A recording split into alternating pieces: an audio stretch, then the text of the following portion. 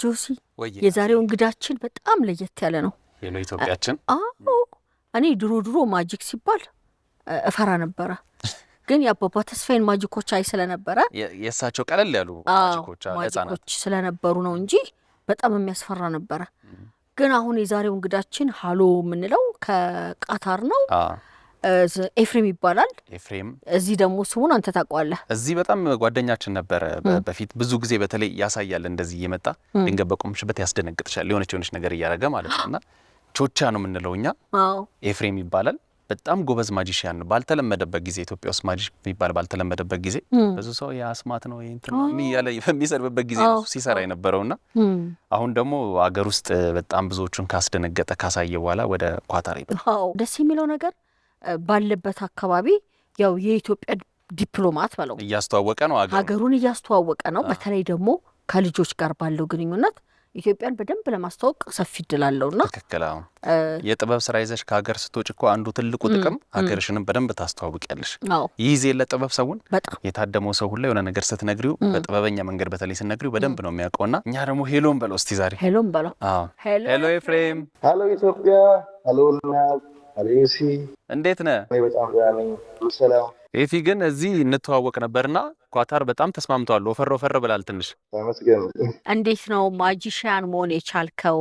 መቼ ነው የጀመርከው? እንዴት ተዋወቃችሁ? ሰርከስ ሰራ ነበር። አጋጣሚ ሰርከስ ነበረን ድሮ። ከዛ እንደዚህ አይነት ሾዎች በጣም ደስ ይሉኝ ነበር። አጋጣሚ ሆኖ ኢቲቪ ላይ እንደውም ዝንቅ ላይ የተለያዩ እንደዚህ አይነት ስራዎች ይቀርባሉ እና በዛ ሞር ኢንተረስትድ እየሆንኩ መጣሁና እየሳበኝ መጣ። እንደዚህ አይነት ስራዎች በጣም ስበኝ ነበር። ጥበብ ነው ማጂሽያን፣ ጥበብ ነው። እንደ ድምፃዊ፣ እንደ ተዋናይ፣ እንደ ቲያትር ከምንድን ነው የሚመደበው?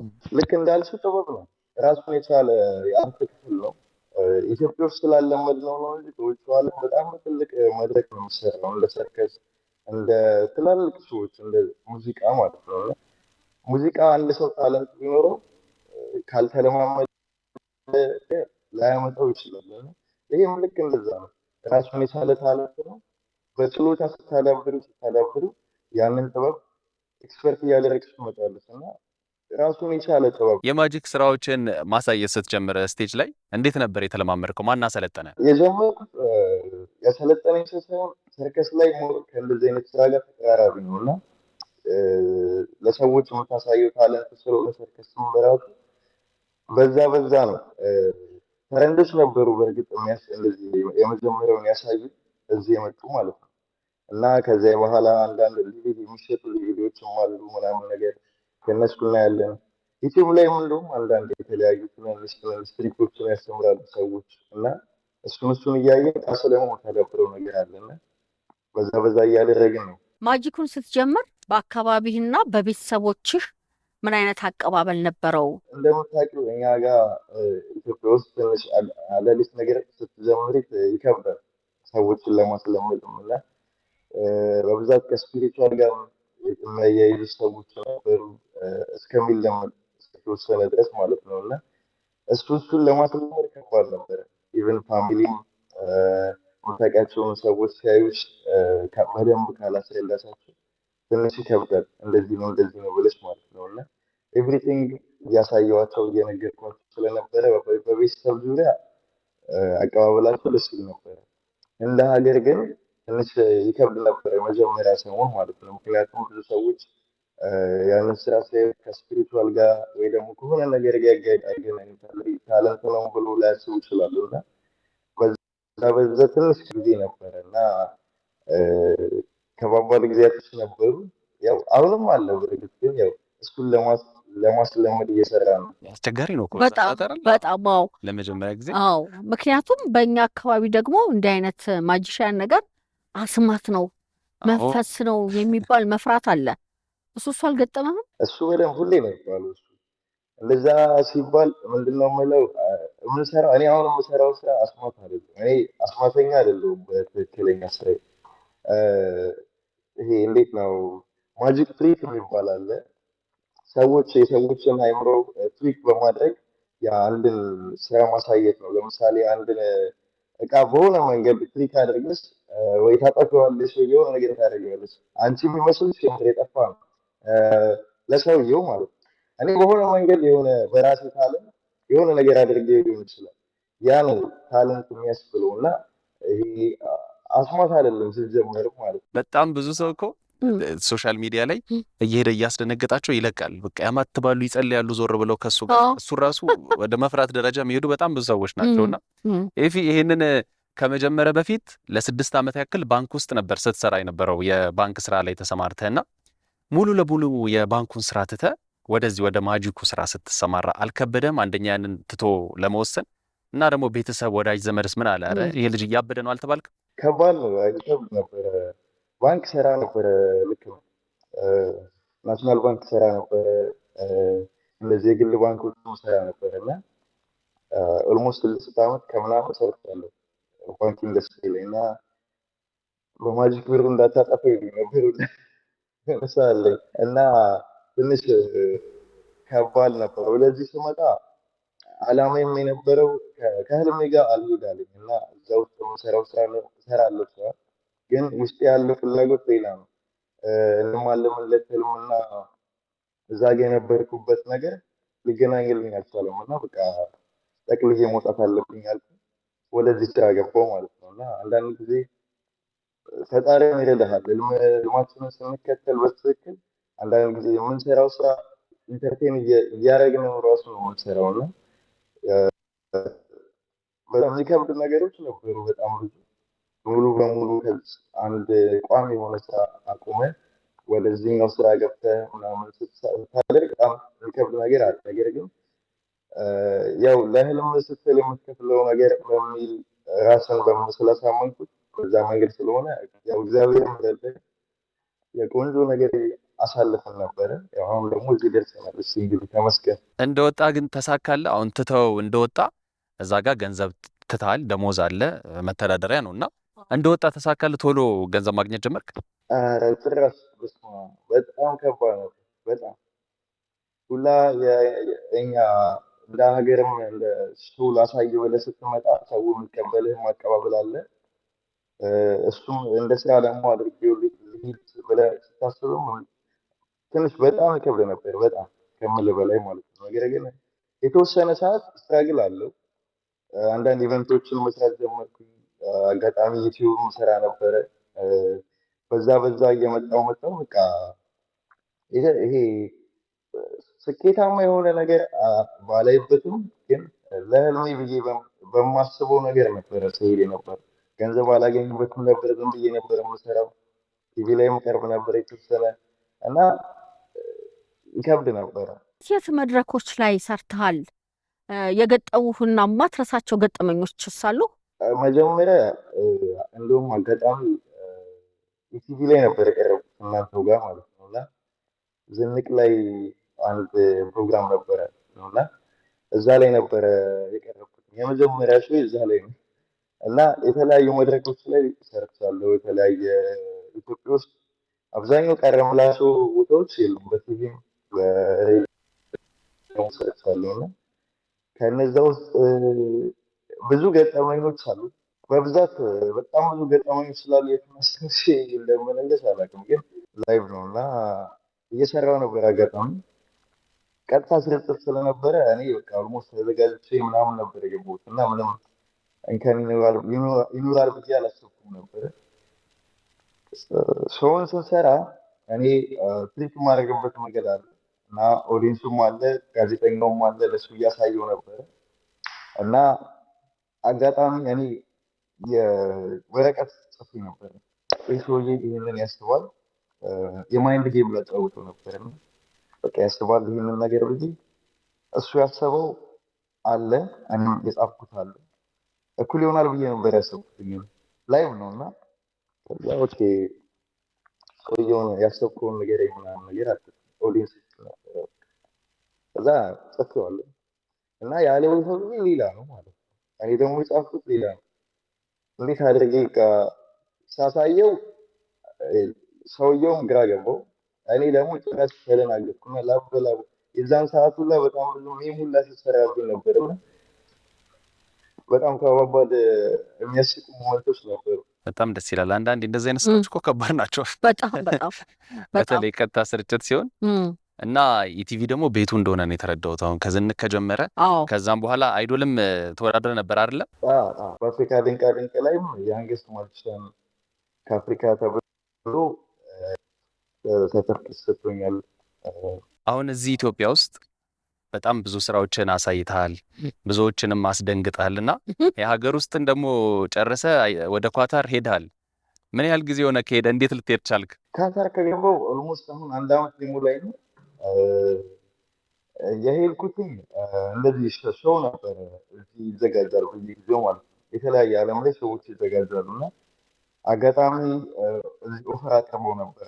እንደዚህ ስራ የሚያቀርቡ ሳይቶች አሉ በዚህ ዙሪያ በታለንት ዙሪያ ማለት ነው። እና እዛ ላይ አፕላይ አደረግኩኝ። አፕላይ አድርጌ ነበር ሌላም ጊዜ እና በዛ አደረግኩኝ። አጋጣሚ ተቀበሉኝ። ፈጣሪም ሲረዳን ወደዚሁ ገባን ማለት ነው። እና አሁን እዚሁ ነው እያሳዩ ያሉ እና ቆንጆ ነው፣ ያው እየሰራ ነው። ኤፍሬም እነኚህን አሁን ለማጂሻን ለዚህ ለምትሰራው ስራ ግብአቶችን በቀላሉ ታገኛለህ? አትቸገርም? ምን አይነት ግብአቶችን ነው የምትጠቀመው? ኢትዮጵያ ያለው ትንሽ ይከብድ ነበር። ምክንያቱም እቃዎችን እንደ ልብ አታገኝም። ምክንያቱም አብዛኛው ነገር ማቴሪያል ቤዝ ይሆናል። ኢቨን ሰርከስ የሚሰራበት እቃዎች ከውጭ ነው የሚመጡት እና በብዛት አይገኝም። አትሊስት አሁን እዚህ ከገባው በኋላ የተወሰኑ እቃዎችን ማግኘት እንችላለን። ኦንላይን ኦርደር ማድረግ ስለሚቻል ኢቨን ከምንጫወትበት ካርታ ራሱ ከኢትዮጵያ ውስጥ ትንሽ ያስቸግር ነበረ። እዚህ እንደፈለግን እናገኛለን እና ከኢትዮጵያ የተሻለ እዚህ ይሻላል እቃ ለማግኘት ነው የምንፈልገውን እቃ ለመስራት ማለት ነው። ኳታር ላይ አሁን ምን እየሰራ ነው የምትገኘው? አሁን በዚህ በማጂኩ ስራ ላይ ነው ያለው። የተመልካች አቀባበልስ ምን ይመስላል? ኳታር ላይ በጣም ደስ ይላል። አረቦች አሉ፣ ከተለያየ ዓለም የመጡ ሰዎች አሉ፣ ፎሬነሮች ምናምን። እነሱ በየጊዜው ይመጣሉ፣ በየጊዜው እናቀርባለን እና ሪያክሽናቸው በጣም ደስ ይላል። አብዛኛው ሰው ይገባቸዋል፣ ይረዱሃል ምናምን። እንደ አጋጣሚ ሆኖ እኔ አሁን እየሰራሁ ያለሁት በብዛት ልጆች ላይ ነው እና የልጆች ቦታ ስለሆነ ያለ ነው ለልጆች ነው ፐርፎርም ማድረገው፣ ለአዋቂዎችም እናደርጋለን። በብዛት ግን እዛ ላይ ነው እየሰራሁ ያለሁት እና ለልጆች ማሳየት ደግሞ በቃ የሚሰጥ ደስታ ራሱን የቻለ ደስታ አለ፣ ለእነሱ የሚያሳዩት ሪያክሽን ማለት ነው እና በጣም ደስ የሚል ሪያክሽን ያላቸው ፍሬሽት ያደርጉሃል፣ ይደግፉሃል እና በጣም ደስ የሚል አቀባበል አላቸው። እንደዚህ አይነት የማጂክ ስራዎች በየቀኑ አዳዲስ ነገር ይፈልጋሉ አይደል? አሁን ዛሬ ያሳየሽውን ነገር ነገ ለድገመው ብትይ ሰው የተወሰነ ሊነቃ ይችላልና አዳዲስ ነገሮችን መፍጠር ላይ እንዴት ነው? የተለያዩ ነገሮችን እያየ ነው ወይስ በራስ ነው ክሬት የምታደርገው? ዴይሊ ፕራክቲስ እናደርጋለን፣ ዴይሊ ትሬን እናደርጋለን።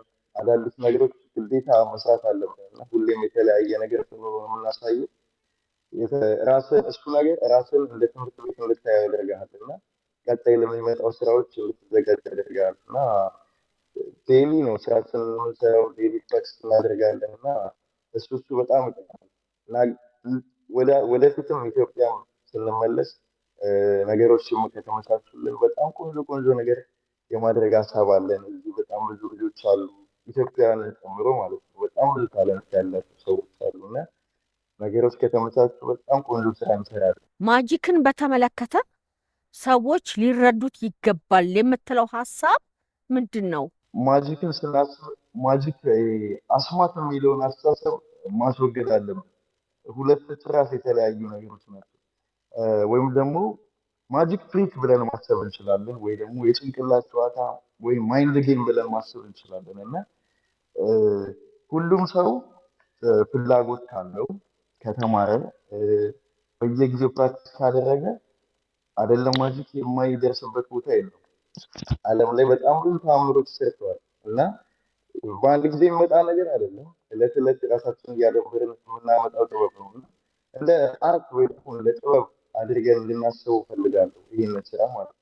ገና ከዚህ በላይ ደግሞ በጣም ብዙ ልጆች አሉ ኢትዮጵያ ውስጥም በጣም ብዙ ታለንት ያላቸው በማጂክም ሊሆን ይችላል በተለያዩ አርቶች ማለት ነው እና አዳዲስ ነገር ሲመጣ ሰው ምንድን ነው ብሎ መጠየቅ አለበት ብዬ አስባለሁ እና ሁሉንም ነገር ወደ አንድ ቦታ መውሰድ የለብንም ብዬ አስባለሁ እና እንደዛ ካደረግን ያ ሰው ታለንቱን ያንን ችሎታውን በቃ እንዲቀበር እናደርገዋለን እና እኔ ብቻ ሳልሆን ብዙ ልጆች አሉ ኢትዮጵያ ውስጥ ማለት ነው በእንደዚህ አይነት ታለንት ያሉ ነገር ግን ሰው ምን ይለኛል ብለው መውጣት ያቃታቸው ማለት ነው እና ህልማቸውን መደበቅ የለባቸውም ብዬ አስባለሁ እና በእንደዚህ አይነት ዙሪያ ላለው ነገር ይሄ ጥበብ ነው፣ አርት ነው።